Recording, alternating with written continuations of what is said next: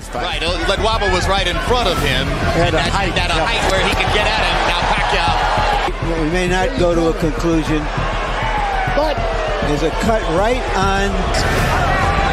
And now there's a low blow by Sanchez right on Pacquiao's cup.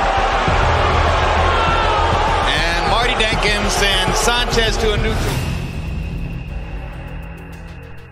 Ginanap noong November 10, 2001 nang nilabanan ng ating pambansang kamao ang isa sa pinakamaruming boxer na kalaban niya sa kanyang karir. Pagkatapos nga makuha ni Sir Manny ang IBF Super Bantamweight title sa isang South African champion na si Lelo Ledwaba noong June 2001,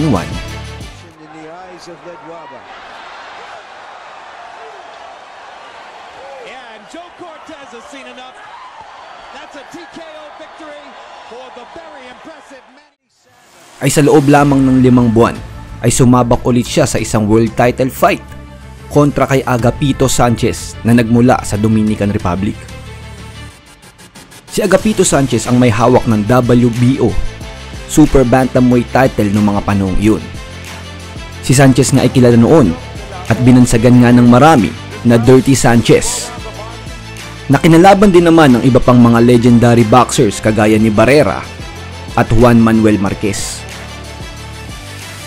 Ngayon ay balik tanawin natin ang isa sa mga labang nagpakita ng tatag at determinasyon ng ating pambansang kamao sa kabila ng mga pandaraya ng kanyang katapat na boxing champion.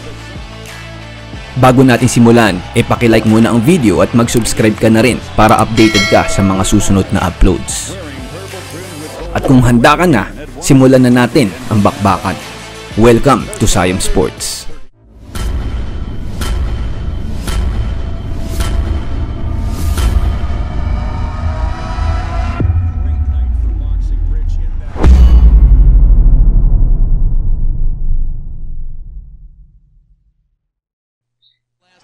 Sa unang round ay nagkakatansyahan pa ang dalawang boksingero. Pero makikita na natin agad sa umpisa pa lamang ay may cheap shot na low blow na agad si Sanchez na agad naman napansin ni Manny Pacquiao. Pacquiao comes on like waves, but he's in with a... Ledwaba was right in front of him. And that height where he could get at him. Now Pacquiao lands one solid blow to Ledwaba against the ropes.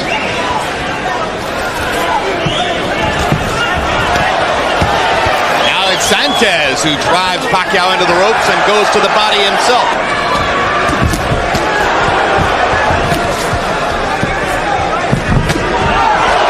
Pacquiao rips Sanchez with a straight left hand.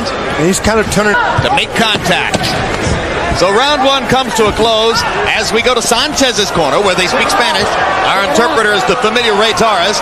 When we go to Pacquiao's corner where they speak Tagalog, our interpreter is Ernie Kalua. Hard left hand by Pacquiao to punctuate. Round 2. Dito ay nagpakawala ng isang headbutt si Sanchez na nagbunga ng isang cut sa kanang mata ng ating pambansang kamao.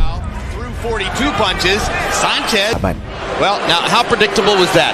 Height disparity between. Dito nga din ay kapansin-pansin ang pagdudugo ng kanang kilay ni Manny Pacquiao at di na nga daw siya makakita sa kanang mata.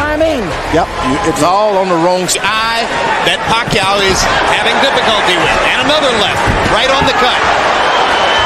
And now Pacquiao, right eye. I don't think he can see it all out of the right eye. And that's what Sanchez is taking advantage of right now with his left hand. As I said earlier, the fight is stopped on an accident because of an accidental butt.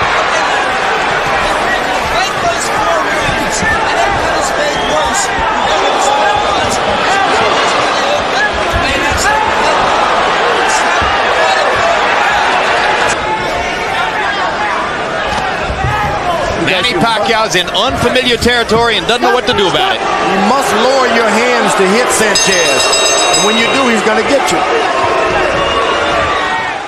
Sa ikatlong round, umpisa pa lamang, dito ay bumira agad ng isang low blow si Sanchez. Agad naman itong napansin ng referee at nabawasan siya ng isang puntos.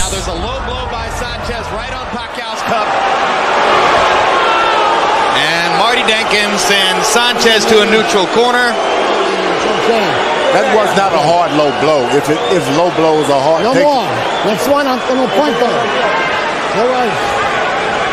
And you heard what Dinkins said to Sanchez. Number 1. Next one, a point will be taken. Pacquiao must turn his punches into the uppercuts upward. There you go.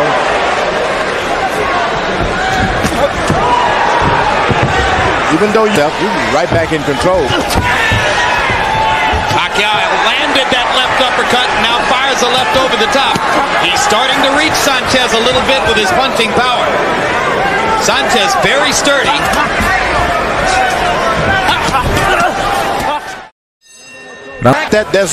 Sanchez does not have any defense for those punches. And though the blood is flowing, Pacquiao seems less troubled by it than was the case in round 2.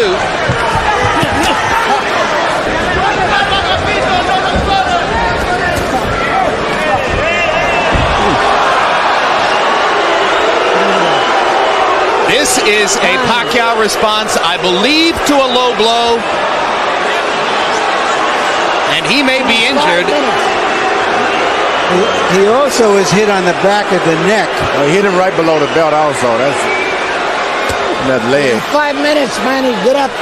I don't want you to lose. 5 minutes. He gets 5 minutes here to recover from the foul which has taken place, but I'm not certain that Pacquiao isn't in some way injured in the leg or the hip. Yeah, I think that's true, that it may be indeed. They heard the words spoken by Marty Dinkin, who warned Pacquiao before the round not to retaliate. Pretty tough not to retaliate, George. But it's strange because the referee has not acknowledged this punch on the leg here that's got this guy crippled. Pacquiao goes limping back to work. He didn't take the full 5 minutes either.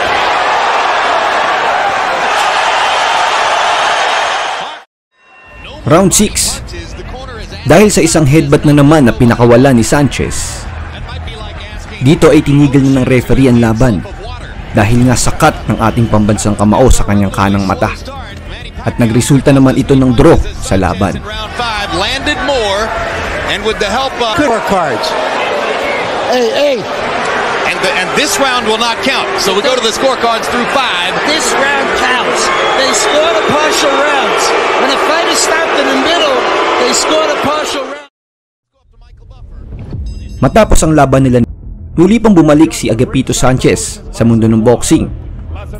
Tinangka niyang bawiin ang kanyang belt sa isang boxing champion na si Juan Guzman, ngunit siya ay nabigo. Nagtala naman siya ng ilan pang mga sunod na panalo pagkatapos noon. Sa kasamaang palad ay hindi na natin nakitang mag-rematch si Manny Pacquiao at si Sanchez. Sa kadahilan ng ang former WBO Super Bantamweight Champion na si Agapito Sanchez ay nabawian nga ng buhay. Ayon sa balita ay nabaril daw ito ng isang Air Force agent dahil sa isang hindi pagkakaunawaan. Pero sa kabilang dako ay ibang klase talaga ang bangis na pinakita ng ating pambansang kamao, Manny Pacquiao. Isang matinding pagsubok ang kinaharap niya sa laban na to, pero sa kabila ng mga kadayaan ni Sanchez ay pinakita pa rin niya ang tapang at ang determinasyon ng isang world-class athlete. Hanggang dito na lamang mga idol. Kung nagustuhan niyo ang video, ay paki-like at mag-subscribe ka na rin para updated ka sa mga susunod na uploads. Maraming salamat sa panonood nyo. Ito uli ang inyong lingkod, Sayom Sports. Hanggang sa muli. Peace out.